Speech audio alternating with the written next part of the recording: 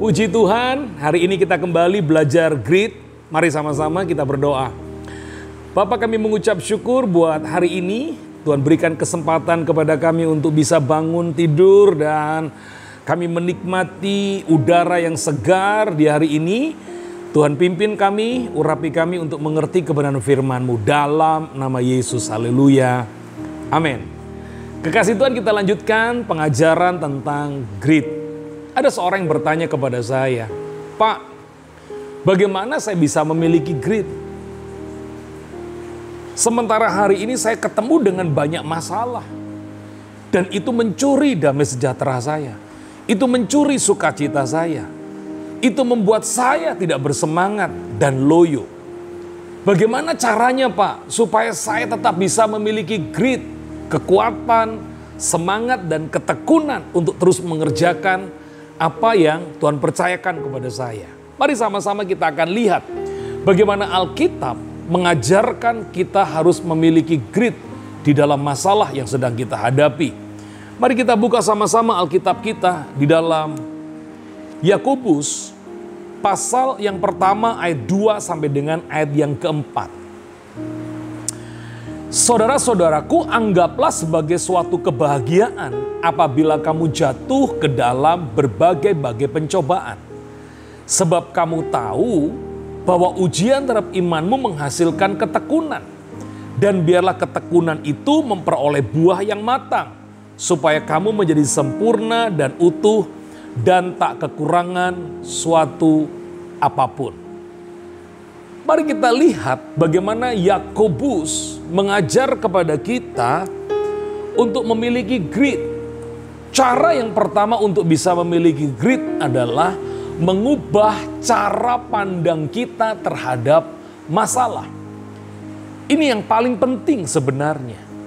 Ketika saudara melihat masalah dengan kacamata daripada Tuhan melihat sebuah masalah, maka saya yakin apapun masalahnya, kalau kita memandangnya dengan cara pandang Tuhan, tentu masalah itu bukan lagi menjadi masalah. Anda melihat bagaimana Yakobus berkata, saudara-saudaraku, anggaplah sebagai suatu kebahagiaan apabila kamu ada atau jatuh di dalam berbagai-bagai macam persoalan.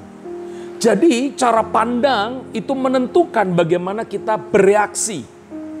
Cara pandang menentukan bagaimana aksi yang akan kita buat. Kalau engkau ingin hasilnya itu positif, maka lihatlah masalah itu dalam kacamata yang positif. Sehingga reaksimu positif dan hasilnya akan menjadi semakin baik. Tapi beda kalau saudara melihat sebuah masalah dengan kacamata negatif, maka akan menimbulkan satu tindakan yang negatif yang akhirnya itu akan merugikan kehidupan kita. Itu sebabnya cara pandang itu akan menentukan bagaimana saudara bisa memiliki grit. Kalau cara pandangmu salah, maka engkau akan loyo. Engkau akan lemah. Engkau akan menyalahkan Tuhan. Engkau akan sibuk mencari alasan. Engkau akan sibuk mencari gara-gara siapa ini masalah? Oh, ini gara-gara kamu, gara-gara dia. Coba kalau dia nggak ada, coba kalau kamu nggak buat ini, pasti nggak ada masalah. Tapi beda kalau saudara mengikuti apa yang dikatakan oleh Yakobus.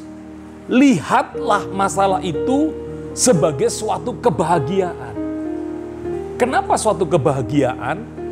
Karena kita harus tahu bahwa Tuhan tidak pernah meninggalkan kita.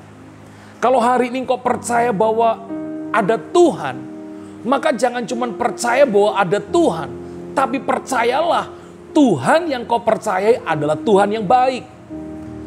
Kalau saudara bisa memandang Tuhan itu baik dan kau melihat setiap masalah itu ada Tuhan yang bersama dengan aku, ada Tuhan yang melindungi aku, ada Tuhan yang menyertai aku, saya yakin Anda tidak akan pernah punya alasan untuk mengeluh, ngomel, atau kehilangan semangat. Tapi kalau saudara memiliki cara pandang yang baik, lalu engkau melihat bahwa aku punya Tuhan yang baik, maka engkau punya alasan di tengah masalah, di tengah pergumulan, di tengah badai sekalipun, engkau akan bisa tersenyum bahagia.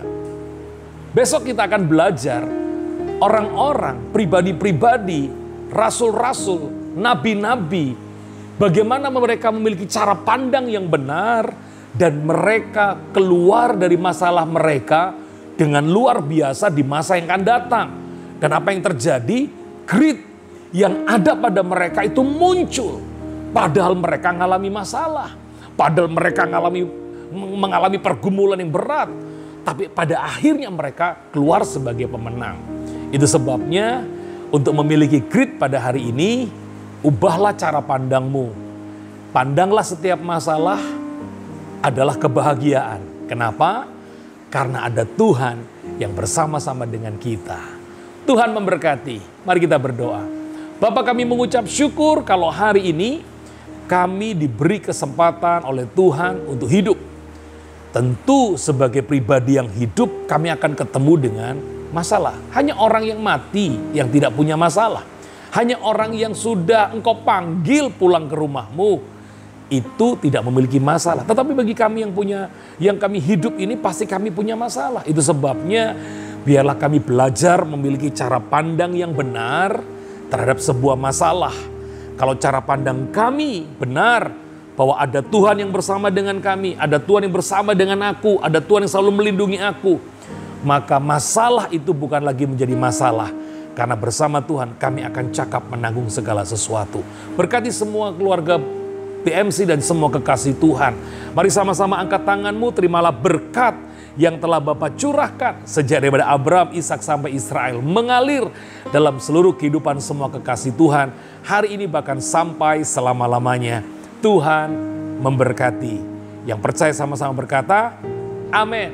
Jangan lupa pakai masker, cuci tangan, dan selalu jaga jarak. Tuhan memberkati kita semua. Shalom.